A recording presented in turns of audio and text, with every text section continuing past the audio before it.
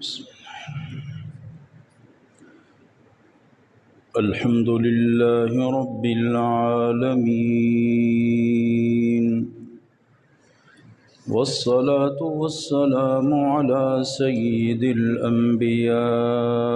والمرسلين وعلى آله وأصحابه أجمعين. اللهم صل على محمد وعلى آل محمد كما صليت على إبراهيم وعلى آل إبراهيم إنك حميد مجيد. اللهم بارك على محمد وعلى آل محمد كما باركت على إبراهيم وعلى آل إبراهيم إنك حميد مجيد.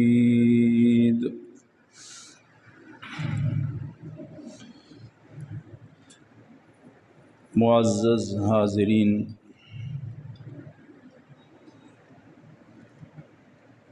اللہ تعالیٰ نے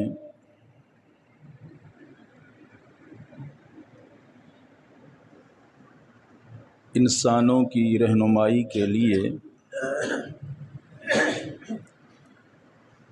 کم و بیش 1,24,000 انبیاء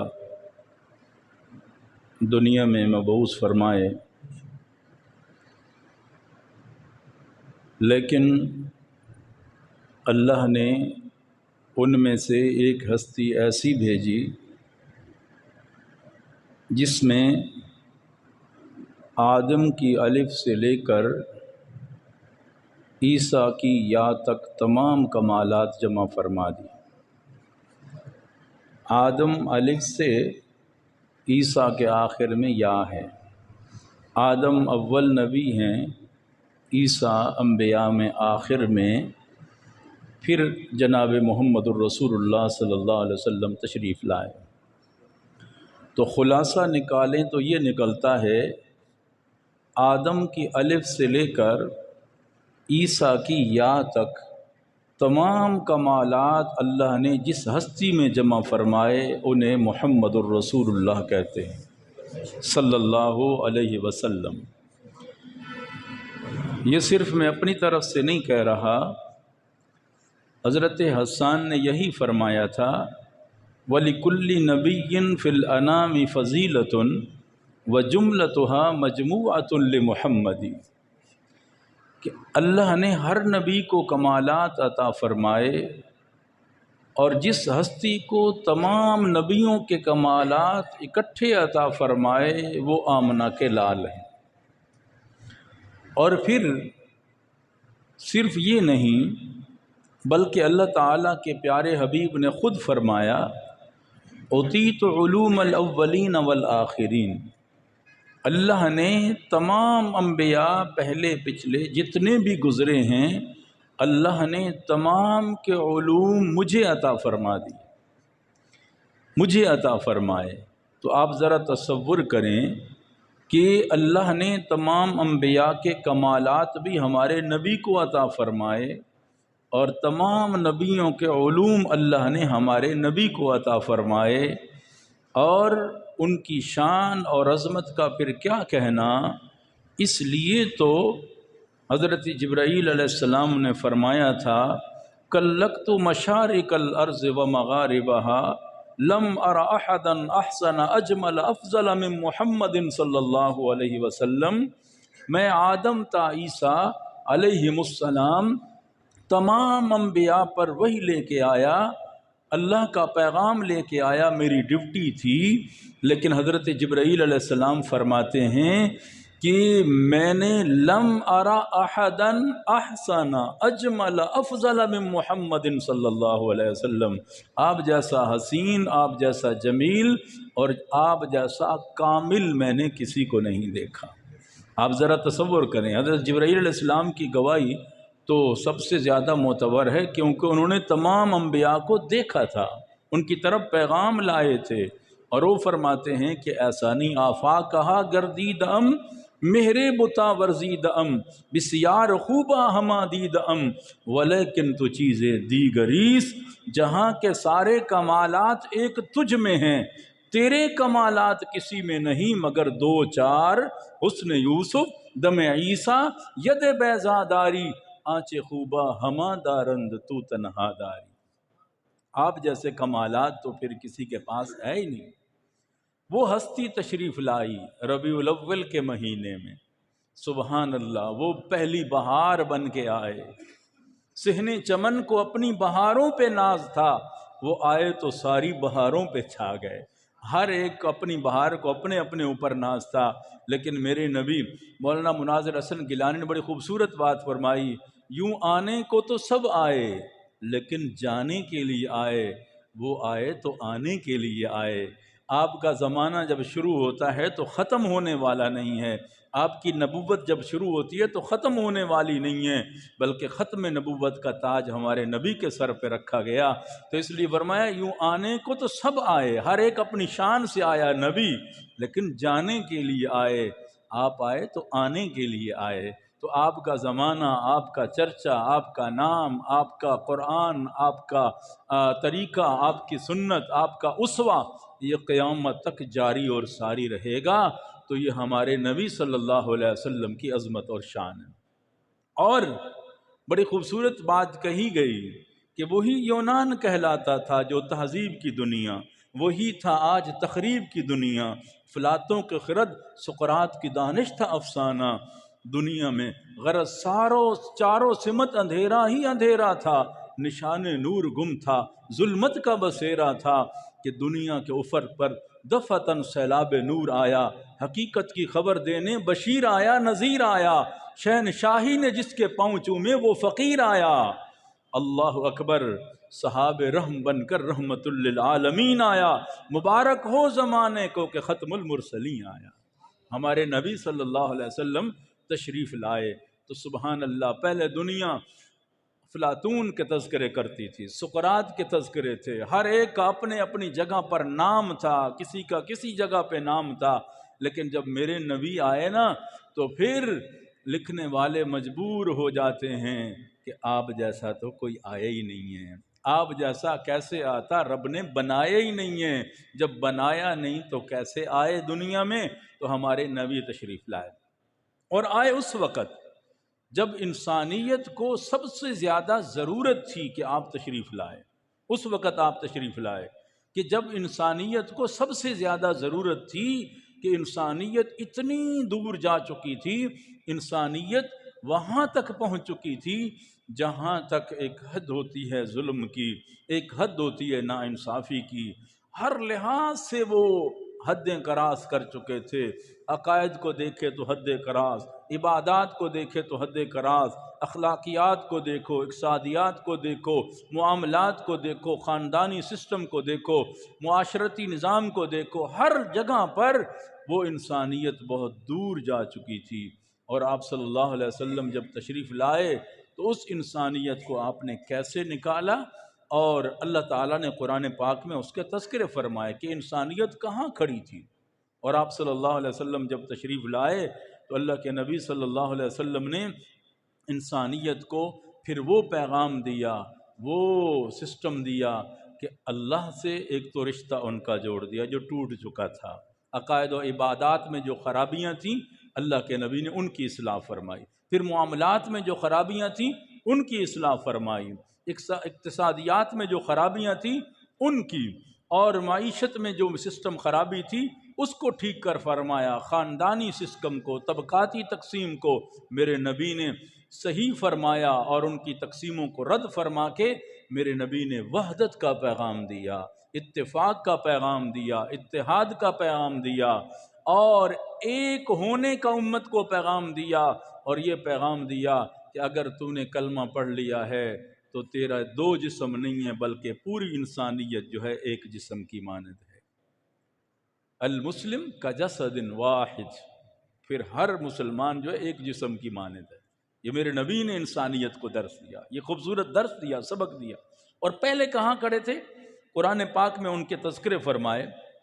اور قرآن پاک میں ان کی خرابیوں کو بیان فرمایا قرآن پاک نے، اور اللہ تعالیٰ نے بتایا کہ انسانیت کی ضلالت اور گمراہی کے کہاں گڑھوں میں جا چکے تھے، اور آپ صلی اللہ علیہ وسلم نے سب سے پہلے ترتیب سے بات کرتے ہیں کہ ان کے عقائد اور عبادات میں کتنی خرابیاں تھیں، پھر ان کے معاملات میں، خاندانی نظام میں آپ صلی اللہ علیہ وسلم کے آنے کا مقصد اس کو فائدہ ہوتا ہے نا جس کو سب سے زیادہ ضرورت ہو۔ مجھے کسی چیز کی ضرورت ہو، اس وقت جب آپ میرے کام آئیں گے تو ساری زندگی میں آپ کا احسان نہیں بھولوں گا کہ ضرورت کے وقت آپ کام آئے۔ تو ہمارے نبی صلی اللہ علیہ وسلم کی ذات تو ایسی تھی کہ پوری انسانیت کو ضرورت تھی اس وقت، اور اللہ نے اس وقت بھیج کے خود فرمایا لقد من اللہ علی المؤمنین، میں اللہ نے تم پر احسان کیا ہے، میں رب کا احسان ہے۔ کیوں؟ وَإِن كَانُوا مِن قَبْلُ لَفِي ضَلَالٍ مُبِينٍ، سورہ مائدہ میں اللہ فرماتے ہیں تم تو، سورہ نساء میں اللہ فرماتے ہیں تم تو گہرائی میں کہاں کھڑے تھے؟ ضلالت میں کھڑے تھے، گمراہی کے دور اندھیروں میں کھڑے تھے، میرے نبی صلی اللہ علیہ وسلم نے آ کے تمہیں نکالا۔ اور کس انداز میں نکالا، کہاں کہاں تم نے کیا کیا کیا۔ اگر عبادات میں دیکھیں، عقائد میں دیکھیں تو ان کی خرابیاں کیا تھیں۔ اللہ تعالیٰ نے فرمایا پھر میں نے ان کو اس طرح بنا دیا کہ وہی آپس میں لڑنے والے، طبقاتی تقسیم میں چھوٹی چھوٹی باتوں پہ قتل کرنے والے، آج اتنے خوبصورت رشتے میں بن گئے کہ اللہ نے سب کو فرمایا کہ یہ تو بھائی بھائی بن گئے۔ اللہ خود فرماتے ہیں، فرمایا فَأَصْبَحْتُمْ بِنِعْمَتِهِ إِخْوَانًا۔ اللہ جب میرے محبوب کو بھیجتا ہے، پہلے انسانیت کہاں کھڑی تھی؟ وَكُنْتُمْ عَلَى شَفَا حُفْرَةٍ مِّنَ النَّارِ، تم جہنم کے کنارے کھڑے تھے، میرے نبی تشریف لائے، فرمایا تم کو ایسی رحمت کے آغوش میں لیا، ایسی تمہاری پالش کی، ایسا تزکیہ کیا، فرمایا پھر تم بھائی بھائی بن گئے آپس میں، اللہ نے تمہارے رشتوں کو مضبوط کر دیا، پوری انسانیت کا رشتہ، دینی رشتہ، کلمے والا رشتہ اتنا کامل بنا دیا کہ سب مسلمانوں کو آپس میں بھائی بھائی قرار دیا، یہ رشتہ اتنا مضبوط ہو گیا۔ اللہ فرماتے ہیں پہلے ان کے اللہ کو بھول چکے تھے، باقی انسانیت تو دور کی بات ہے، اللہ کا قرآن کہتا ہے کتنا بھول چکے تھے اللہ کو اس انداز میں کہ اللہ کے سوا اوروں کو شریک ٹھہرا دیا انہوں نے، اللہ کے سوا 360 بت خانہ کعبہ میں رکھ دیے جسے ابراہیم خلیل اللہ نے بنایا تھا، اللہ کی عبادت کے لیے بنایا تھا، اور جناب محمد الرسول اللہ صلی اللہ علیہ وسلم کی ولادت مکہ میں ہوتی ہے۔ حضرت ابراہیم کی دعائیں تھیں یا اللہ اس گھر کو آباد کرنے والا بھیج دے، تو آپ صلی اللہ علیہ وسلم تشریف لائے، آپ نے آنکھیں کھولیں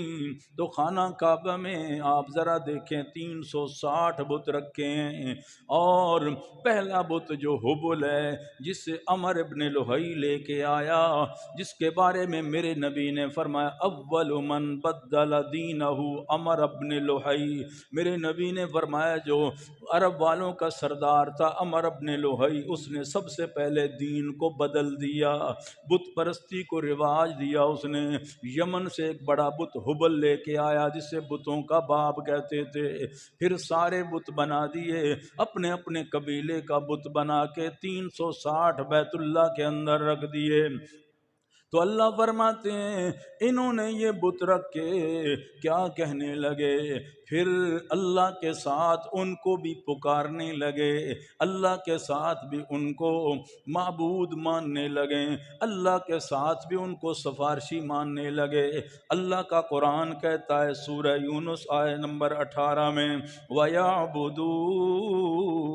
مِن دُونِ اللَّهِ، اللہ کے علاوہ غیروں کو عبادت کرنے لگے وہ لوگ، ما لا یضرہم ولا ینفعہم، نہ انہیں وہ نقصان پہنچا سکتے تھے نہ وہ انہیں نفع پہنچا سکتے تھے۔ اللہ فرماتے ہیں وَيَقُولُونَ، پیارے نبی ان سے کہتے تھے یہ پتھر کے بت بنا کے تم ان کو پوجتے ہو، یہ تمہارے نفع نقصان کے مالک نہیں ہیں۔ تو آگے سے جواب دیتے ہیں وَيَقُولُونَ، آگے سے کہتے تھے هَؤُلَاءِ شُفَعَاؤُنَا عِندَ اللَّهِ، یہ سفارش کرتے ہیں ہماری اللہ کے پاس، ہمیں بھی پتہ ہے یہ الہ نہیں، ہمیں بھی پتہ ہے یہ رب نہیں، ہمیں بھی یہ پتہ ہے اللہ نہیں، لیکن شفعاؤنا عند اللہ، یہ ہماری سفارش کرتے ہیں اللہ کے پاس، یہ تو سفارشی ہیں۔ اللہ نے فرمایا جواب دو ان کو اتنبئون اللہ بما لا يعلم فی السماوات ولا فی الارض، کیا اللہ کو اس چیز کی خبر دیتے ہو جو آسمانوں زمینوں میں وہ تو نہیں جانتا، میرا شریک ہے، میرے پاس کوئی سفارشی بھی ہے، تم اللہ کو خبر دینا چاہتے ہو جس کے سامنے ذرہ ذرہ موجود ہے۔ سبحانہ، پاک ہے وہ ان شریکوں سے، پاک ہے وہ ان شریکوں سے، وتعالی وہ بلند ہے، اما یشرکون جو تم اس کے ساتھ شرک کرتے ہو، اللہ ان چیزوں سے بری ہے۔ یہ تمہارا خیال غلط ہے کہ ڈائریکٹ اللہ ہماری سنتا نہیں ہے، یہ تمہارا خیال غلط ہے کہ اللہ غریب کی سنتا نہیں، امیر کی سنتا ہے، چھوٹے کی سنتا ہے، بڑے کی سنتا ہے، رات کو سنتا ہے، دن کو سنتا ہے، اندھیرے میں سنتا ہے، سویرے میں سنتا ہے، نہیں نہیں، اللہ کی ذات تو وہ ہے اللہ لا الہ الا ہو الحی القیوم لا تأخذہ سنۃ ولا نوم، وہ تو ہمیشہ زندہ ہے، ہمیشہ قائم ہے، صرف قائم نہیں وہ نیند اور اونگ سے بھی پاک ہے، رات کو پکارو وہ سنے گا، صبح کو پکارو گے وہ سنے گا، اندھیروں میں پکارو وہ سنے گا، صبح کے سویروں میں پکارو سنو گا، اس کے آرام کا ٹائم نہیں، اس کی سننے کا ٹائم نہیں، وہ تو ہر وقت سننے کے لیے تیار ہے، وہ تو آواز لگا کے کہتا ہے اذا سألک عبادی انی فانی قریب، میں تو تمہارے قریب رہتا ہوں، تیری جان کی رگ سے بھی زیادہ قریب ہوں، میرے بندے مجھ سے مانگ تو صحیح، مانگنے میں تو دیر کرے گا، دینے میں میں دیر نہیں کروں گا، تو ہاتھ پھیلانے میں کہتے ہیں تنگ دستی کے جو عالم میں گھبراتا ہوں، پر در غیر پہ جاتے ہوئے شرماتا ہوں، تیرے در پہ آنے میں محتاج کو غیرت کیسی، شرم اتنی ہے کہ بندہ تیرا کہلاتا ہوں، مانگنے والے کو گلا ہے کہ مدعا ملتا نہیں، مانگنے والے کو گلا ہے کہ مدعا ملتا نہیں، دینے والے کو گلا ہے کہ دستے دعا ملتا نہیں۔ اللہ فرماتے ہیں اے میرے بندے ذرا مجھ سے مانگ کو تو صحیح، یہ تو نہ کہنا اللہ ہماری سنتا نہیں، نہیں نہیں، وہ تو ہر وقت تمہاری سنتا رہتا ہے۔ پھر اللہ تعالیٰ نے فرمایا کہ جب مشکل آتی تھی ہمارے نبی صلی اللہ علیہ وسلم کے آنے کا مقصد کیا؟ آپ تشریف لائے، انسانیت کو سب سے زیادہ ضرورت تھی جب میرے محبوب تشریف لائے، جب آمنہ کے لال تشریف لائے، اللہ نے احسان عظیم جو کہا، واقعی میرے نبی احسان بن کے آئے، امت پہ رحم بن کے آئے، کرم بن کے آئے، اللہ کی طرف سے ایک بڑا خوبصورت پیغام۔ اللہ فرماتے ہیں اے میرے بندے، تیرا گمان میرے مطابق یہی ہے، اس لیے میرے فیصلے بھی تیرے گمان کے مطابق ہوتے ہیں نا، ذرا اپنا گمان بھی دیکھیں نا۔ اللہ کا قرآن کہتا ہے سورہ یونس آیت نمبر 22 میں، فرمایا هو الذی یسیرکم فی البر والبحر۔ اللہ فرماتے ہیں جب خشکی اور تری میں یہ سفر کرتے تھے مکہ والے لوگ، میرے نبی کے آنے سے پہلے کیا کیفیت تھی ان کی، جب آپ نے اعلان نہیں فرمایا تھا، خشکی اور تری میں جب یہ سفر کرتے تھے،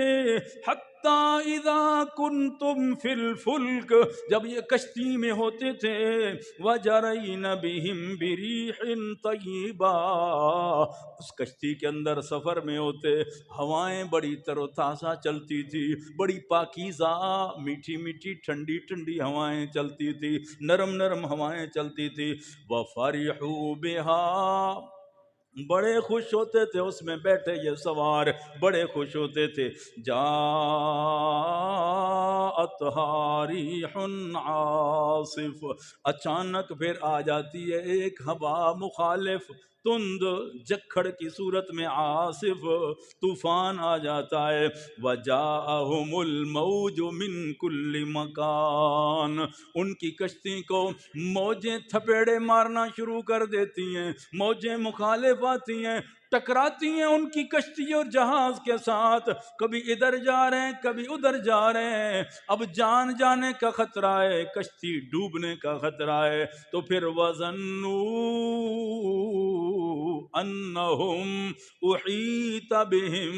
جب یہ گمان کرتے اب ہم گھیر لیے گئے ہیں، بچنے کی امید کوئی نہیں، تو پھر دعوا اللہ مخلصین لہ الدین، پھر خالص اللہ کو پکارتے ہیں، پھر اللہ کو پکارتے ہیں، کہتے ہیں اللہ اب تو ہی ہمیں یہاں بچا سکتا ہے۔ اللہ فرماتے ہیں مجھے پھر بھی اپنے بندوں پہ ترس آ جاتا ہے، لَإِنْ أَنْجَيْتَنَا مِنْ هَٰذِهِ لَنَكُونَنَّ مِنَ الشَّاكِرِينَ، کہتے ہیں اگر یہاں سے اللہ ہمیں بچا دے تو ہم شکر گزار بندوں میں سے ہو جائیں گے۔ اللہ فرماتے ہیں مجھے رحم آ جاتا ہے ان کی پکار پر، فَلَمَّا أَنْجَاهُمْ إِذَا هُمْ يَبْغُونَ فِي الْأَرْضِ بِغَيْرِ الْحَقِّ، اللہ فرماتے ہیں پھر میں ان کو نجات دے دیتا ہوں، بچا دیتا ہوں، جب بچ جاتے ہیں تو پھر زمین میں سرکشی شروع کر دیتے ہیں، پھر مجھے بھول بیٹھتے ہیں یہ میرے بندے، مشکل میں تو مجھے یاد رکھا، جب مشکل ٹل گئی تو مجھے بھلا بیٹھے یہ بندے۔ اللہ کے نبی صلی اللہ علیہ وسلم تشریف لائے، اللہ فرماتے ہیں اے میرے محبوب آپ جا رہے ہیں دنیا میں تشریف لے جا کے، یہ حالت ہے اس عرب معاشرے کی، عقائد میں عبادات میں یہ راستہ بھٹک گئے ہیں، اور اس طرح بھٹک گئے وَجَعَلُوا لِلَّهِ مِمَّا زَرَعَ مِنَ الْحَرْثِ وَالْأَنْعَامِ، جب یہ تقسیم کرتے ہیں اللہ فرماتے ہیں اس میں بھی خلط ملط کر دیتے ہیں، مَا جَعَلَ اللَّهُ مِن بَحِيرَةٍ ولا صائبۃ ولا وسیلۃ ولا حام، اللہ فرماتے ہیں اپنی مرضی سے کسی جانور کو حلال کر دیتے، من بحیرہ ولا صائبہ ولا وسیلہ ولا حام، بحیرہ اس جانور کو کہتے تھے دودھ چھوڑ دو، اس اونٹنی کا دودھ کوئی نہیں پی سکتا، یہ بتوں کے نام ہم نے لگا دی ہے، ولا بحیرتیوں، اللہ فرماتے ہیں ایسے جانور صائبہ بنا لیتے تھے، کہتے یہ جو اونٹنی ہے نا ہمیشہ مادہ دیتی تھی جو نر نہ دیتی، اس کو بھی چھوڑ دیتے، اس پہ سواری کرنا، اس کا دودھ، بھئی یہ خاص ہو گئی ہے، اس نے اتنی مادہ دی ہیں اس لیے اس سے نفع بھی نہیں اٹھا سکتے۔ ولا وسیلہ، ایسی اونٹنی جو ہمیشہ مادہ دینے والی ہوتی اسے بھی چھوڑ دیتے تھے۔ ولا حام، ایسا اونٹ جو خاص مقدار میں جس سے بچے ہو جاتے، یعنی اونٹنی سے ملاپ ہوتا تو بچے ہوتے، اونٹنیاں ہوتی اونٹ ہوتے، تو خاص تعداد میں جب وہ پہنچ جاتا اونٹ، کہتے ہیں اب اس پہ بھی سواری نہیں کر سکتے ہو۔ اللہ نے فرمایا اللہ کے بندو، یہ ساری چیزیں میں نے تمہارے لیے نفع اٹھانے کے لیے بنائی ہیں، ہر چیز تمہارے لیے، میں نے تمہارے لیے سواریاں بنائی، زینت بنائی، نفع اٹھاؤ، اس سے فائدہ حاصل کرو، اسے بیکار چھوڑ نہ دو۔ یہ اللہ کی نعمت کی نہ قدری ہے نہ شکری ہے، ایسا نہ کرو۔ تو قرآن پاک میں اللہ نے سورہ یونس میں، سورہ انعام میں، سورہ مائدہ میں، سورہ نساء میں، اللہ نے ان 5 سورتوں میں وہ حالات بیان فرمائے جو سرکار دو عالم صلی اللہ علیہ وسلم کی آمد کے پہلے تھے۔ میرے نبی جب تشریف نہیں لائے تو فرمایا صرف یہ نہیں، ان کے خاندانی نظام کو دیکھ لو، صرف خاندانی نظام نہیں، ان کی اخلاقیات کو دیکھ لو۔ میرے محبوب تشریف لائے، ان کے اخلاق کی کیفیت کیا تھی، ان کے خاندانی نظام کی کیفیت کیا تھی، اور ان کا سسٹم اتنا خراب تھا۔ نکاح کی بات ہوتی، جو ازدواجی تعلق ہوتا ہے، رشتے ہوتے ہیں، میرے نبی جب تشریف لائے، حضرت ام عائشہ صدیقہ رضی اللہ تعالیٰ عنہ فرماتی، جب آپ صلی اللہ علیہ وسلم تشریف نہیں لائے، آپ سے پہلے 4 قسم کا طریقہ تھا نکاحوں کا، میرے نبی نے تو ایک بتا دیا۔ سنت نکاح جو ہے میرے نبی نے اس کی ترغیب دی، اس کے فضائل بیان کیے۔ ایک طریقہ تو وہی ہے جو آج رائج ہے، جو میرے نبی نے یا اسلام نے بتایا ہے، ایک طریقہ تو وہ تھا نکاح کا، اور ایک طریقہ ان کا یہ تھا نکاح کا۔ حضرت عائشہ رضی اللہ تعالی عنہ فرماتی ہیں کہ اتنی ان کے اندر جہالت آ چکی تھی، اخلاقیات سے اتنے گر چکے تھے ہمارے نبی کے آنے سے پہلے۔ ایک طریقہ یہ تھا کہ ایک عورت 10 مردوں کے ساتھ ازدواجی تعلق قائم کرتی تھی، اس سے بچہ جو پیدا ہوتا پھر 10 کو بلاتی تھی، کہتی تھی شکل کس کے ساتھ ملتی ہے، جس کے ساتھ شکل و صورت مل جاتی بچہ اس کے حوالے کر دیا جاتا۔ دوسرا طریقہ یہ تھا۔ تیسرا طریقہ یہ تھا کہ عورت جو ہے جس کے ساتھ بھی ملاپ کرے اس کی اجازت تھی، خود اپنی عورت کو جو خوبصورت ہوتی چاہتے کہ اس کا بچہ بڑا خوبصورت پیدا ہو، بڑا نڈر پیدا ہو، تو عورت کو اجازت تھی وہ کسی کے پاس بھی اپنا ازدواجی تعلق قائم کر لے، جو بچہ پیدا ہوتا ہے کہتا بچہ یہ بڑے کمال کا بچہ ہے، یہ بڑا بہادر اور بڑا خوبصورت ہے، اس کی بھی اجازت تھی زمانے جہالت کے اندر۔ اور چوتھا طریقہ یہ تھا، عورت اپنے گھر کے باہر ایک خاص نشانی جھنڈے کی صورت میں خاص لگا دیتی، علامت ہوتی، اس بات کی علامت ہوتی جو بھی اس کے ساتھ ازدواجی تعلق قائم کرنا چاہے اسے اجازت ہے۔ جب بچہ پیدا ہو جاتا تو پھر قیافہ شناس کو بلایا جاتا، جیسے وہ ہاتھ اور پاؤں دیکھ کے بتاتا کہ یہ فلاں کا بیٹا ہے، فلاں کی اولاد ہے۔ ذرا تصور کرو اتنی جہالت تھی اس معاشرے کے اندر۔ میرے نبی کے بارے میں اللہ خود کہہ رہا ہے نا، ان کانوا من قبل لفی ضلال مبین، واضح گمراہی میں تھے میرے نبی کے آنے سے پہلے، تم اتنے دور جا چکے تھے،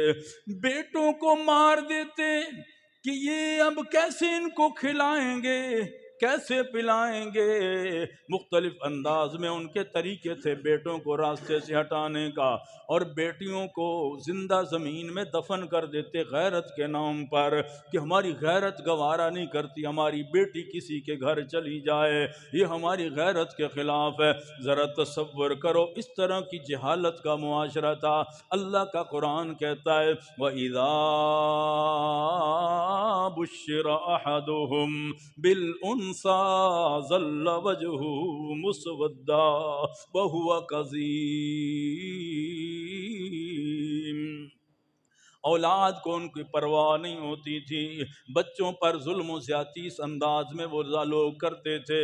کہ ان کی اہمیت وہ نہیں ہوتی تھی ان کے نظر میں، صرف اس بچے کو اہمیت دیتے جو میرا وارث بنے گا، یہ بچہ میرا کاروبار، میرا بازو بنے گا اور میرے لیے طاقت کا سبب یا میرے ساتھ لڑائی میں کام آئے گا، بس ان کے نزدیک وہی قابل اولاد ہوتی تھی، باقی کا تصور نہیں تھا، باقی کا خیال نہیں تھا۔ اللہ کا قرآن اس منظر کو بیان کرتا ہے وَإِذَا بُشِّرَ أَحَدُهُم بِالْأُنثىٰ ظَلَّ وَجْهُهُ مُسْوَدًّا وَهُوَ كَظِيمٌ۔ عرب والوں کو پتہ چلے ہمارے نبی جو ربیع الاول میں تشریف لائے، تاکہ احساس پیدا ہو کتنی ضرورت تھی اس وقت انسانیت کو جب ہمارے محبوب تشریف لائے، اللہ کے پیارے نبی تشریف لائے، کتنی ضرورت تھی، اس لیے تو کہا بہار بن کے آئے، ربیع الاول پہلی بہار بن کے میرے نبی آئے، کیونکہ پہلے خزاں چھا چکی تھی، خزاں کا ماحول تھا پورے معاشرے پر، میرے نبی بہار بن کے آئے۔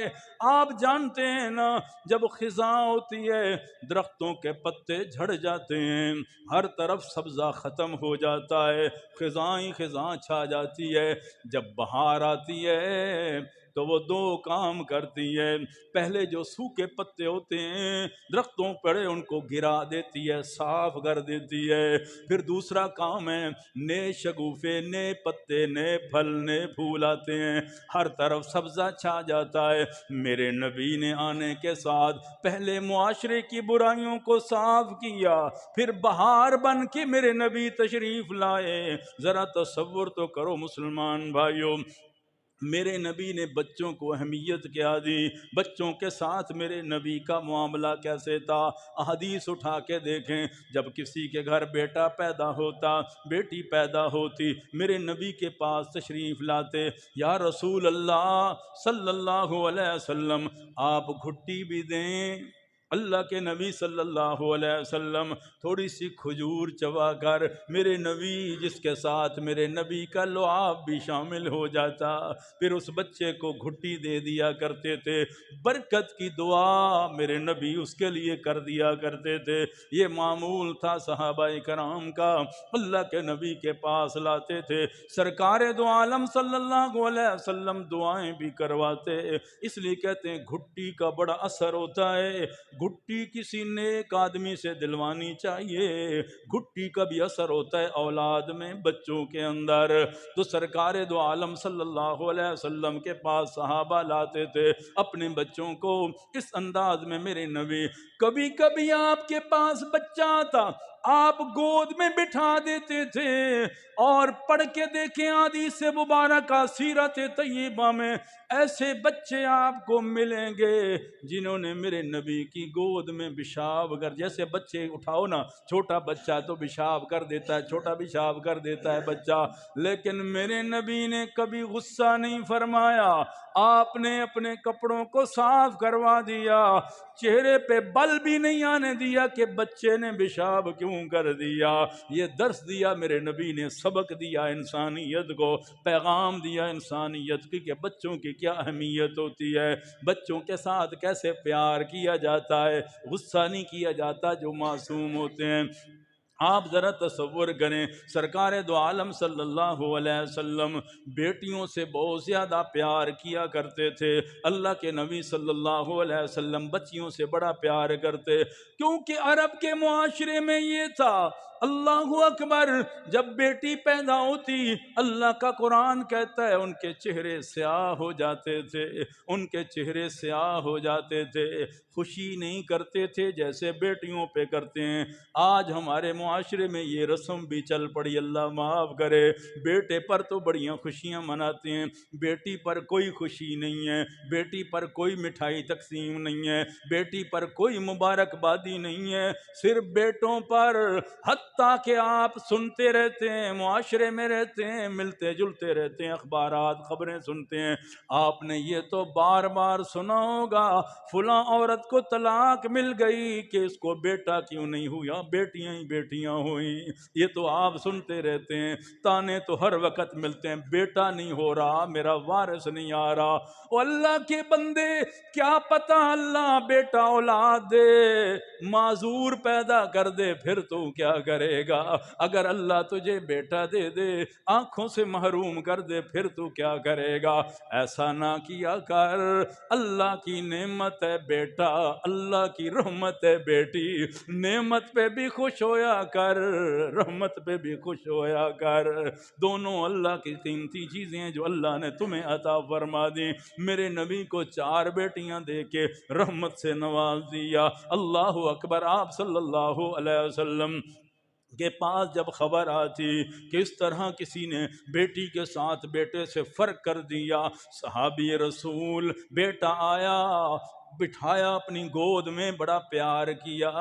اللہ کے نبی یہ منظر دیکھ رہے ہیں، بیٹی آئی، سیڈ پہ نیچے بٹھا دیا۔ میرے نبی صلی اللہ علیہ وسلم ناراض ہو گئے، آپ کا چہرہ متغیر ہو گیا۔ فرمایا وہی جہالت کی رسمیں لیے بیٹھے ہو آج بھی تم، کہ بیٹے کے ساتھ زیادہ پیار، بیٹی کو سیڈ پہ بٹھا دیا، اس کے ساتھ بھی ایسا پیار کر جو بیٹے سے پیار کرتا ہے۔ وہ صحابی کہتے ہیں اس کے بعد میں نے کبھی اپنے بیٹے اور بیٹی میں فرق نہیں کیا تھا، ایک طرف اگر بیٹے کو بٹھاتا تو دوسری ران پہ اپنی بیٹی کو بٹھا لیا کرتا۔ میرے نبی نے مجھے سمجھا دیا۔ عرب کا معاشرہ کیا کہتا ہے؟ وَإِذَا بُشِّرَ أَحَدُهُم بِالْأُنثَىٰ ظَلَّ وَجْهُهُ مُسْوَدًّا وَهُوَ كَظِيمٌ۔ حضرت عمر رضی اللہ تعالیٰ عنہ روتے روتے میرے نبی کے پاس آئے۔ اللہ اکبر۔ حضرت عمر روتے روتے آئے، یا رسول اللہ باہر ایک آدمی کھڑا ہے اور وہ آدمی ایسا درد سے رو رہا ہے، ایسی اس کی کیفیت ہے، مجھے بھی اس کی حالت دیکھ کے رونا آ گیا۔ اللہ کے نبی نے فرمایا لے آؤ عمر۔ صحابہ کرام موجود ہیں۔ واللہ کے بندے روتا کیوں جا رہا ہے؟ اے محمد صلی اللہ علیہ وسلم، میں نے آپ کی نبوت کا اعلان تو سن لیا، میں نے کلمہ تو پڑھ لیا، میں آپ کا صحابی تو بن گیا، لیکن ایک گناہ مجھے کھائے جا رہا ہے کہ میری معافی ہوگی کہ نہیں ہوگی، مجھے معافی ملے گی کہ نہیں ملے گی۔ اللہ اکبر۔ آپ نے فرمایا کون سا گناہ کر لیا تو نے، کون سی غلطی کر لی تو نے جو تمہیں خطرہ ہے کہ ایمان لانے کے بعد بھی تیرا وہ گناہ معاف نہیں ہوگا؟ وہ کہنے لگا یا رسول اللہ صلی اللہ علیہ وسلم، میں سفر پہ جا رہا تھا، میری گھر والی امید سے تھی، میں نے اپنی گھر والی سے کہا اللہ اکبر اگر بیٹا پیدا ہو تو بڑے ناز نخرے سے پالنا، اگر بیٹی پیدا ہو جائے تو زندہ زمین میں دفن کر دینا۔ آج بھی جائیں آپ کو وہ جو وہاں کے لوگ ہیں پرانے لوگ، ان سے پوچھ لینا وہ قبرستان کہاں ہیں جہاں بچیوں کو زندہ درگور کیا کرتے تھے، آج بھی وہاں آپ کو نظر آ جائے گا۔ اللہ اکبر۔ بچیوں کو زندہ زمین میں دفن کر کے علیحدہ انہوں نے قبرستان بنا لیا۔ تو اللہ کے نبی کے پاس آ کے کہتا ہے یا رسول اللہ صلی اللہ علیہ وسلم، لمبے سفر ہوتے تھے، اس لمبے سفر میں کئی سالوں کے بعد میں واپس آیا، میرے گھر میں بیٹی پیدا ہوئی، بڑی ہو چکی تھی، بولنے کے قابل، سمجھدار تھی، اور اللہ نے ان لوگوں کو بڑی فصاحت و بلاغت بچپن میں دے رکھی تھی جو عرب والے تھے۔ اللہ کی شان ہے، ان کی گھٹی میں یہ چیزیں سمجھداری رکھ دی گئی تھی اس حساب سے۔ تو آپ صلی اللہ علیہ وسلم کو کہنے لگا میری بچی بولنے کے قابل، سمجھنے کے قابل، سمجھدار ہو چکی تھی، اور اس کی ماں نے دیکھا کہ خامت تو ہے ہی نہیں، اتنی اللہ نے چاند جیسی بیٹی ہمیں عطا فرمائی ہے، اس کو میں زندہ دفن نہیں کروں گی، اس کو پالوں گی، اس کی پرورش کروں گی۔ یا رسول اللہ میری گھر والی نے ایسا ہی کیا ہے، لیکن ہوا کیا ہے، ایک دن مجھ سے چھپا کے رکھا، اس نے بتایا نہیں۔ تو آہستہ آہستہ ایک بچی ہمارے گھر آنے لگی. جب آنے لگی میں اس کو آہستہ آہستہ بھیجتی تھی تاکہ یہ مانوس ہو جائے اس سے، تاکہ زندہ دفن نہ کرے، غیرت سے یاد نہ آ جائے. تو آہستہ آہستہ بچی مانوس ہو گئی. باپ کے ساتھ تو بڑا خوش تھا، یہ کتنی خوبصورت بچی ہے، کتنی اچھی باتیں کرتی ہے. ایک دن پھر بتا دیا، اس نے کہا چلو رہنے دو، اب بڑی ہو گئی ہے، سمجھدار ہو گئی ہے. ایک دن بار گیا، ابو جہل کو پتہ چل گیا. اس نے کہا تیری غیرت کہاں چلی گئی؟ میں نے سنا ہے تیرے گھر بچی پروان چڑھ رہی ہے، جوان ہو رہی ہے، تیرے گھر بچی پروان چڑھ رہی ہے، تیری غیرت کہاں گئی؟ یہ تو نے کیا کیا؟ سفر پہ گیا، یہ ہوا وہ ہوا. تو اتنی باتیں کی کہ عرب کی وہ غیرت یاد آ گئی مجھے اس نے ایسی غیرت دلوائی کہ مجھے سارا پیار بھول گیا، وہ غیرت اور غصہ آ گیا مجھے. میں کسی بہانے سے اپنی گھر والی سے بچی کو لے کے چل پڑا. میں نے وہ اوزار بھی اٹھا لیے، رسی بھی اٹھا لی باندھنے کے لیے، اور گڑھا کھودنے کے لیے اوزار اٹھا لیے. میں چل پڑا، اس جگہ پہنچا جہاں بچیوں کو دفن کرتے تھے. گرمیوں کی شدت تھی، میں اپنی ننھی سی جان کو لے کے وہاں کھڑا ہو گیا. آپ یہاں کھڑے ہوں، میں اس غصے میں گڑھا کھودتا جا رہا تھا، مجھے پسینہ آ رہا تھا. میری ننھی معصوم بچی آتی تھی، اپنے دوپٹے سے میرا پسینہ صاف کرتی اور مجھے کہتی ابو بس کر، یہ کیا کر رہے ہو؟ اتنی گرمی کی شدت میں آپ گڑھا کھودی جا رہے ہیں. میں نے کوئی جواب نہیں دیا. یا رسول اللہ صلی اللہ علیہ وسلم، اسے اللہ کے نبی صلی اللہ علیہ وسلم کی آنکھیں بھی نم ہونے لگی، صحابہ کرام بھی رونے لگے. گڑھا تیار کرتے کرتے جب گڑھا میں نے تیار کر دیا، میں نے اپنے بچی کو پکڑا، گڑھے میں جب ڈالنے لگا تو اس نے ننھے سے ہاتھ میرے سامنے جوڑ دیے، کہنے لگے ابا میرا قصور تو بتا، میری غلطی تو بتا، میں نے کیا جرم کیا ہے کہ تو مجھے زندہ دفن کرنا چاہتا ہے؟ مہربانی کر، مجھے یہاں چھوڑ کے چلا. میری ماں کو تو نے بتایا نہیں، میری اماں کو تو نے بتایا نہیں، تو میرے ساتھ زیادتی کر رہا ہے، یہ کر رہا ہے، چھوڑ دے مجھے، میں تیرے گھر کبھی واپس نہیں آؤں گی، میں یہاں رہ جاؤں گی، میں یہاں درختوں کے پتے کھا لوں گی، جیسے بھی گزارا کر لوں گی، یہاں رہ جاؤں گی، تیرے گھر کبھی منہ کر کے نہیں دیکھوں گی. اگر تو کہے گا تو اپنی ماں سے بھی نہیں ملوں گی، لیکن میری زندگی مجھ سے نہ چھین، میری زندگی مجھ سے نہ چھین. مسلمان بھائیو، بچے ویسے ہی بڑے نازک ہوتے ہیں اور بچے جلدی ڈر بھی جاتے ہیں. اللہ معاف کرے، آج کلیجہ کانپ جاتا ہے جب ہم سنتے ہیں اخبارات میں اور خبروں میں سنتے ہیں، لوگوں کی زبانی سنتے ہیں کہ اللہ معاف کرے بچوں کو لے جاتے ہیں، ان کے اعضاء کاٹ دیتے ہیں، اعضاء نکال دیتے ہیں، اغوا کر لیتے ہیں، ان پر ظلم کرتے ہیں اور ان کو انجیکشن لگا کے نشے کے پتہ ہی نہیں ہوتا بچہ ان کے ساتھ جا رہا ہوتا ہے. اللہ معاف کرے، ایسا ظلم آج کے زمانے میں بھی، پہلے پڑھتے تھے اس زمانے کی بات ہے کہ بچوں کو زندہ دفن کر دیتے تھے، ہم تو اس سے بھی بڑھ گئے. اللہ معاف کرے کہ زندہ بچے کے اعضاء نکال دیے اور کاٹ دیے. رحم نہ آیا، ترس نہ آیا اور یہ خیال نہ آیا کہ عرش بھی کانپ جائے گا، زمین بھی کانپ جائے گی. اللہ معاف کرے، جو ماں باپ اپنے بچوں کو سکول کے لیے، مدرسے کے لیے، یونیورسٹی کے لیے، کالج کے لیے تیار کر کے بھیجتے ہیں اور ساری زندگی کی محبت ہوتی ہے، ان کی مرکز ہوتا ہے ان کا، ماں کی نظریں دروازے پر رہتی ہیں، کب میرا بچہ واپس آئے، میری بچی واپس آئے. وہ اس کے لیے ٹفن تیار کر کے، کھانا تیار کر کے، ہر لحاظ سے اسے تیار کرتی ہے.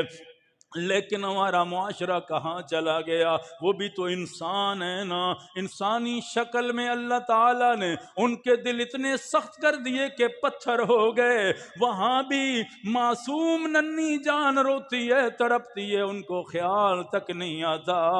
اللہ معاف کرے، آج کا معاشرہ ہمارا کہاں چلا گیا؟ آج ہم کہاں تک گر گئے کہ معصوم بچوں تک کو نہ روکا، 10,000 کے لیے، 20,000 20,000 کے لیے، 25,000 کے لیے، 50,000 کے لیے، کہتے ہیں 35,000 میں 40 میں جو عورتیں پکڑی گئی ہم نے آگے بیچ دیے۔ اللہ معاف کرے، اس ماں سے پوچھنا اس کے بچے کی قیمت کتنی ہے، اس کے باپ سے پوچھنا ایک بچے کا پیار کتنا ہے، اس کی قیمت پوچھنی ہے۔ تم نے اپنی مرضی سے اٹھا کے قیمتیں لگا کے آ کے فروخت کر دیا، ساری زندگی تم نے اس معصوم کو نہیں تڑپایا،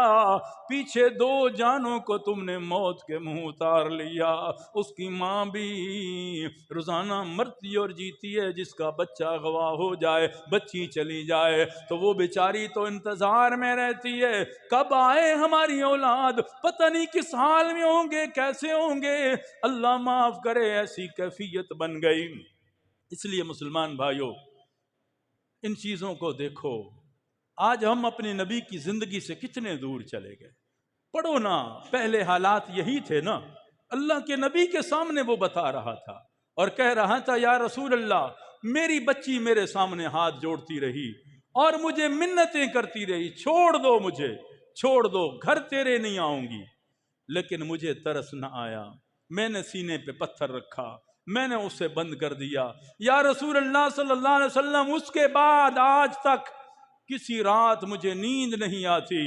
میری آنکھوں سے میری نیند غائب ہو گئی ہے، جب میری آنکھ لگتی ہے مجھے ایسی کیفیت خواب کی بنتی ہے کہ میری بیٹی میرے سامنے آ کے کہتی ہے میرا قصور کیا تھا۔ اور اللہ کا قرآن بھی کہتا ہے قیامت والے دن قتل کا پہلا حساب ہوگا، قتل کا پہلا حساب، بِأَيِّ ذَنبٍ قُتِلَتْ، اس معصوم بچی کے بارے میں پوچھا جائے گا کس جرم میں سے قتل کیا گیا، کس جرم میں سے زمین میں دفن کیا گیا، اس کے بارے میں سوال ہوگا۔ آپ صلی اللہ علیہ وسلم نے فرمایا تجھے ترس نہیں آیا؟ یا رسول اللہ ترس نہیں آیا۔ فرمایا کیونکہ جہالت میں تو نے کلمہ نہیں پڑھا تھا، تجھے اتنا پتہ نہیں تھا، اس لیے تو غلطی کر بیٹھا ہے، کلمے کی وجہ سے، میرا صحابی بننے کی وجہ سے اللہ تیرے جرم کو تو معاف کرتا ہے، لیکن یاد رکھنا میری آنکھوں کے سامنے نہ بیٹھا کر، ذرا پیچھے سائڈ پہ بیٹھا کرنا۔ وہی روتی ہوئی بچی میری آنکھوں کے سامنے آ جاتی ہے، مجھے وہ یاد آ جاتی ہے کہ کس انداز میں تو نے اسے زندہ زمین میں دفن کیا۔ مسلمان بھائیوں، ہمارے نبی کا کوئی ایک احسان نہیں اس امت پر، ہزاروں نہیں کروڑوں احسان ہیں۔ ہم کہاں تھے؟ آج بھی ہم اپنے نبی کی زندگی سے دور چلے گئے، اس لیے آج یہ پھر وہی ماحول بنتا جا رہا ہے، جہالت والا، بچوں کو اٹھانے والا، بچوں پر ظلم کرنے والا، زیادتی کرنے والا، آج پھر اسی طرف ہم جا رہے ہیں۔ آؤ میرے نبی کی سیرت کو دیکھو، میرے نبی نے تو بچے کے پیشاب کی پرواہ نہیں کی، اپنے گود میں اسے لے لیا۔ میرے نبی نے تو بچوں کو گھٹیاں دی ہیں، میرے نبی نے تو اپنے بچوں سے پیار کیا ہے، صحابہ کے بچوں سے پیار کیا ہے۔ میرے نبی نے تو کسی بچے کے دل دکھنا بھی گوارا نہیں کیا۔ حدیث پڑھ کے دیکھو، ایک صحابی آئے، یا رسول اللہ صلی اللہ علیہ وسلم، صحابی آئے، یا رسول اللہ میرا بیٹا گم ہو گیا ہے، مل نہیں رہا، دعا کریں میرا بیٹا مل جائے۔ ان صحابہ سے پوچھو کسی نے دیکھا تو نہیں میرے بیٹے کو؟ تو اللہ کے نبی نے جب اس کی بات سنی تو آپ بڑے پریشان ہو گئے، بچہ گم ہو گیا ہے۔ میرے نبی بڑے پریشان ہوئے، آپ نے صحابہ کرام سے پوچھا کسی نے دیکھا نہیں اس کے بیٹے کو؟ ایک صحابی آئے، اس ٹائم آئے تھے، یا رسول اللہ ابھی میں آ رہا ہوں، وہ بچے فلاں چوک میں کھیل رہے تھے، اس کا بچہ بھی میں جانتا ہوں وہیں ان کے ساتھ کھیل رہا ہے۔ تو صحابی تیزی کے ساتھ جانے لگے کہ میرا بچہ مجھے مل گیا ہے۔ اللہ ذرا تصور کرو، تو میرے نبی نے پھر بلایا اسے۔ قربان جاؤں میرے نبی کی رحمت پر، بچوں کا کیسا خیال تھا میرے نبی کو۔ آپ نے فرمایا، پھر بلایا، بلا کے آپ نے فرمایا اللہ کے بندے اپنے بیٹے کو، سبحان اللہ، کیا کہتے ہیں؟ فرمایا نام لے کے نہ پکارنا، اے بیٹے اس انداز میں نہ پکارنا کہ باپ آیا ہے تیرا۔ کیوں یا رسول اللہ؟ اپنے بیٹے کو نام لے کے نہ پکاروں، پہچانتا تو ہوں اپنے بیٹے کو۔ فرمایا وہاں ان میں سے کوئی یتیم بچہ نہ ہو، اس کا تو باپ نہیں ہوگا، کہیں اس معصوم کو باپ کی یاد نہ آ جائے۔ میں محمد صلی اللہ علیہ وسلم یہ بھی برداشت نہیں کر سکتا کہ اس کسی یتیم کو اپنے باپ کی یاد آئے تو وہ رونے لگے۔ میں محمد اس بچے کا اتنا درد بھی برداشت نہیں کرتا۔ آپ ذرا تصور کریں، یہ میرے نبی کی رحمت تھی۔ آپ صلی اللہ علیہ وسلم نے بچوں کے لیے یہ پیغام دیے، یہ درس دیے کہ بچے کا اتنا دل بھی نہ دکھے کہ جو ہے کہ اس کا باپ فوت ہو گیا ہے۔ تو آج اس لیے میری یعنی ایک التجا ہے آپ سے کہ اپنے بچوں کا خیال رکھیں اور نظر رکھیں، اور ان لوگوں پر جو مشکوک ہیں، جو انسانی شکل میں درندے بن گئے، اللہ تعالیٰ ان کو ہدایت دے اور ان کو ان غلط راستوں سے ہٹا کر اللہ اچھے رستوں پہ لائے۔ آپ اندازہ کریں کہ اس عالم میں، اور یہ بات آپ جانتے ہیں، کوئی سنی سنائی بات تو نہیں ہے، گوجرانوالے میں پڑھتا رہا ہوں، ہمارے مولانا اللہ یار صاحب تھے رحمۃ اللہ علیہ، نصرت العلوم میں ان کے بیٹے پروفیسر ہے شعیب صاحب، ان کی خود بیٹی جو آیا میرے پاس میسج ان کا، ہم جانتے ہیں ان کو، تو ان کی بیٹی 11 سال کی، یہ نہ سمجھو کہ 5 سال کے 4-6 سال کے بچے، کوئی بچہ بھی محفوظ نہیں ہے، کیری ڈبے پہ آئے، پہلے بھی 2-3 بچے انہوں نے لیے ہوئے تھے، اور ہاتھ میں انجیکشن لگایا، وہ فرما رہے تھے، یعنی میں ان کی بات کر رہا ہوں جو حقیقت، کیونکہ ممبر پہ بیٹھا ہوں میں، سنی بات نہیں کر رہا، تو ہاتھ پہ انجیکشن کے نشان لگے ہوئے تو اس بچے کے، کیونکہ اور 2-3 بچے تھے وہ چھوٹے تھے، جو انہوں نے نشے کا انجیکشن دیا نا، تو اس حساب سے اس کو بھی دے دیا، تو یہ بڑی تھی اس لیے اس نے جلدی اس کو ہوش آ گیا، تو وہ چھوٹے تھے ان کو اس لیے تو ڈوز انہوں نے تھوڑی دے دی اسے، تو اس لیے ہوش آیا، تو وہاں سے دوڑی کسی گھر میں داخل ہوئی، تو پھر پتہ چلا یعنی 7 گھنٹے کے بعد مل گئی، تو ڈاکٹر نے کہا وہ ڈوز تھوڑی ہونے کی وجہ سے آپ کی بچی کیونکہ بڑی تھی اس لیے اللہ نے اس کو ہوش دیا، بچا دیا۔ تو وہ فرما رہے تھے کہ آپ نے جمعے میں بھی ضرور کہنا ہے، یہ کوئی سنی سنائی بات نہیں، حقیقت ہے، اور اس سے احتیاط کریں، بچوں کو سکول بھیجتے ہیں تو خود جائیں، مدرسے بھیجتے ہیں تو خود جائیں، خود لے کے آئیں، وہاں عملے کو کہیں پوری احتیاط کریں، یہ ہماری ذمہ داری ہے، بچے ہمارے سب کے برابر ہوتے ہیں، یہ نہ رکھو کسی کے بچے کے ساتھ ہوا تو میرا کیا، کسی مشکوک بندے کو دیکھو فوراً اطلاع کرو اداروں کو کہ یہ مشکوک نظر آیا، ہمارے محلے میں پہلے نہیں آتا، اس طرح نہیں آتا، تو اللہ معاف کرے، کوئی چیز محفوظ نہیں ہے، کوئی چیز بھی ایسی نہیں ہے کہ صرف نماز کے لیے ہماری فجر کی کھلی 3-4 دن پہلے قاری صاحب کا سائیکل اٹھا کے لے گئے، اب ہم نے کیمرے میں دیکھا تو وہ ایسے 2 لڑکے ہیں جو ہم نے پہلے دیکھے ہی نہیں، یعنی ایسی شکلیں ہیں جو ایک محلے میں ہوتا ہے نا، پتہ ہوتا ہے فلاں آدمی، تو یہ 3 دن پہلے کی بات ہے، تو یہاں سے تو اندازہ کریں کیا محفوظ رکھیں گے، آج کل حالات ایسے ہیں، اس لیے پوری نماز پہ آپ آتے جاتے ہیں، گھروں میں آتے جاتے ہیں، تو ارد گرد اپنے نظر رکھیں ماحول کو، کسی گھر کے سامنے کوئی مشکوک آدمی تو نہیں کھڑا، ان کو اطلاع دیں بھائی یہ بندہ میں نے نہیں دیکھا، وہ ہمارے محلے کا نہیں ہے، یہ احسان ہے ہمارا ایک دوسرے پر، یہی انسانیت ہے، یہی ہمدردی ہے، یہی مسلمان ہونا ہے کہ اپنی فکر نہ کرو، دوسروں کے ساتھ فکر کرو، جب میں دوسرے کا خیال رکھوں گا تو دوسرا بھی میرا رکھے گا، اور میرا دوسرا نہیں رکھے گا تو میرے نبی نے فرمایا کسی مسلمان کی اللہ فرماتے ایک مدد کرے تو میں اللہ خود اس کی مدد میں آ جاتا ہوں، اور غیب سے میں اللہ اس کی حفاظت کا انتظام کر دیتا ہوں، ہم کسی کی حفاظت کریں تو اللہ ہماری حفاظت کرے گا، تو اس چیزوں کا خیال رکھیں، تو اس لیے جو الحمدللہ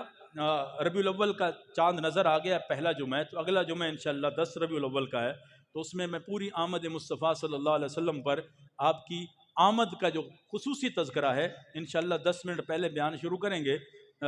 12:35 میں انشاءاللہ بیان شروع ہو جائے گا، تو سال بعد جمعہ آتا ہے آمد مصطفیٰ صلی اللہ علیہ وسلم کا، تو ہم پورے طریقے سے خراج عقیدت کہ آپ تشریف لائے تو کیسے آئے، کیا شان تھی، کیا عظمتیں تھیں، اور اللہ تعالیٰ نے کیا کیا انوارات اور کیا کیا انعامات فرمائے انسانیت پر جب میرے تیرے نبی تشریف لائے۔ اور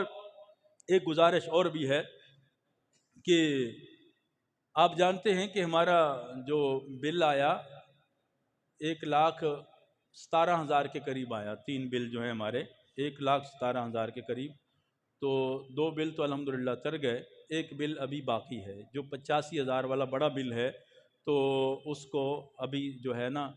اس کا ٹائم تو کل تھا، 1-2 دن ہم نے اضافی لیے ہیں، تو اس لیے آپ حضرات الحمدللہ آپ کا حق بنتا ہے، کیونکہ وسائل ایسے ہیں کہ اکثر لوگ جو بہت سارے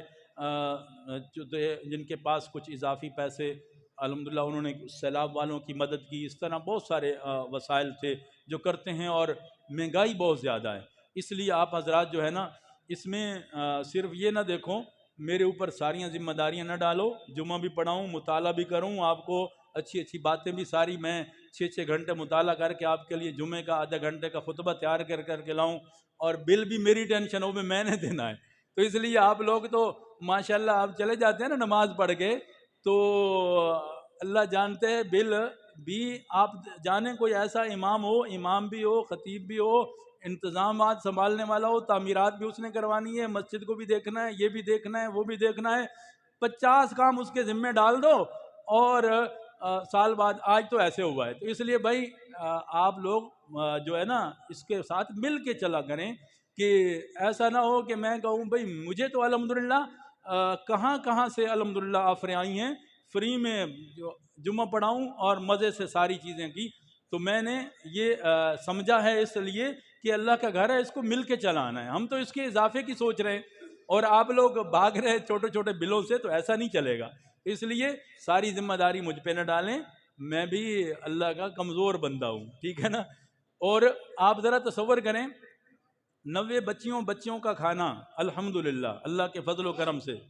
90 بچیوں کا کھانا الحمدللہ ہماری مسجد میں پکتا ہے، یہاں تیار ہوتا ہے. روزانہ 3 ٹائم کا کھانا یہ تیار ہوتا ہے اور یہاں ان کو کھلایا جاتا ہے. تو اب ظاہر ہے ایک